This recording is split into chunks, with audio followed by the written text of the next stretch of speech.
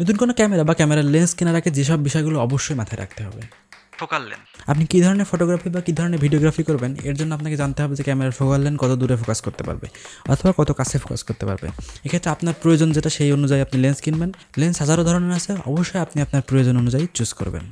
Compatibility, 2 নম্বর factor হচ্ছে আপনার ক্যামেরার সাথে সেই লেন্সটা কতটুকু কম্পিটেবল। অনেক সময় আমরা থার্ড পার্টি লেন্স কিনে থাকি, অনেক থার্ড পার্টি লেন্স আছে অনেক ভালো পারফরমেন্স করে, ফোকাস খুবই ফাস্ট করে, অনেকগুলো আছে যে ফোকাস খুবই স্লো হয়ে যায়।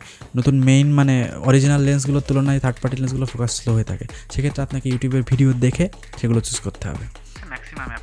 ম্যাক্সিমাম অ্যাপারচার বলতে বোঝানো হয়েছে লো অ্যাপারচার, অর্থাৎ লো অ্যাপারচার ক্যামেরা বড় অ্যাপারচারকে বোঝানো হয় লো অ্যাপারচার।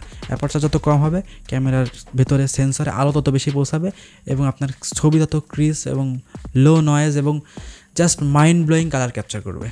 ছবির ডিটেলস এবং ভিডিওর ডিটেলস অসাধারণ থাকবে। ইমেজ স্ট্যাবিলাইজেশন লেন্সের একটা আপডেটেড ফিচার, অর্থাৎ আপনার বডিতে যদি ইমেজ স্ট্যাবিলাইজেশন নাও থাকে তাহলে লেন্সে যদি থাকে তাহলে আপনি ছবি বা ভিডিও করার সময় এটা একটু কম শেক হবে, অর্থাৎ আপনার ভিডিও নোড়ে সেটাকে ব্লার কিংবা নষ্ট হয়ে যাবে না ছবিটা। অনেক সময় দেখা যায় যে তাড়াহুড়োর কারণে ইনস্ট্যান্ট কিছু শট নেওয়ার প্রয়োজন পড়ে, সেগুলো থেকে আপনি স্টেবল ফুটেজ পাবেন। ওয়েদার রেজিস্ট্যান্স, অনেক সময় দেখা যায় যে মেরু অঞ্চল অর্থাৎ অতি ঠান্ডা আবার অনেক গরম ওয়েদারের মধ্যে ছবি তোলার প্রয়োজন পড়ে, সেগুলো ওয়েদার রেজিস্ট্যান্স কিনা, বা অনেক সময় গরম প্রধান যে দেশগুলোতে সেগুলোর ওয়েদার অনেক আর্দ্র হয়, অনেক সময় দেখা যায় যে আর্দ্র ওয়েদারের কারণে লেন্সে ফাঙ্গাস পড়ে যায় এবং লেন্স যদি ওয়েদার প্রুফ হয় তাহলে এটা পড়ার সম্ভাবনা খুবই কম থাকে। সেক্ষেত্রে একটা লেন্স 20-30 বছরের উপরে চালানো যায়। লেন্স অবশ্যই আপডেটেড টেকনোলজি সম্পন্ন হতে হবে। লেন্সে কোন ধরনের মোটর লাগানো আছে এটা অবশ্যই জেনে নেবেন। সাধারণত ক্যাননের ক্ষেত্রে USM, STM লেন্স পাওয়া যায়।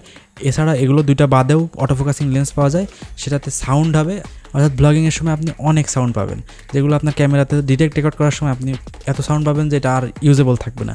সেক্ষেত্রে আপনি STM লেন্স ইউজ করতে পারেন যদি আপনার বাজেট মোটামুটি কম হয়, কারণ STM লেন্স সাধারণত USM লেন্সগুলো থেকে একটু কম দামি হয়। আর যদি আপনি USM লেন্স চুজ করেন তাহলে সেক্ষেত্রে হবে কি আপনি কোনো সাউন্ডই পাবেন না। USM লেন্সের ফুল ফর্ম হচ্ছে আল্ট্রাসনিক মোটর এবং এই আল্ট্রাসনিক মোটরে কোনো ধরনের সাউন্ডই ক্যাপচার হয় না, অর্থাৎ আপনার ফোকাস হবে কিন্তু বিনা শব্দে। Size and wait,